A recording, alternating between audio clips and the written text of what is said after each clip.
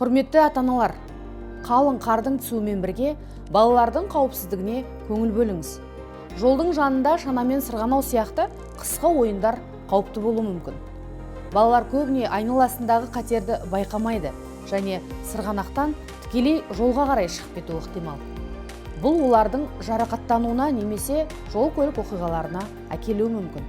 Сондықтан балаларға негізгі қағидаларды түсіндіріңіз. Тек тротуарлар мен жаяу жүргіншілер жолдарымен жүру керек. Жолдың жанында ойнауға болмайды. Жолды кесіп өту кезінде екі жаққа да қарау керек екенін үнемі еске салып отырыңыз. Қыста балаларды жүргізуші көретіндей ашық түсті, көзге көрінетін киім кигізіңіз. Балаларымыздың қауіпсіздігін бірге қамтамасыз етейік. Сіздің жанашырлығыңыз бен қырағылығыңыз көптеген жазатайым оқиғалардың алдын алады.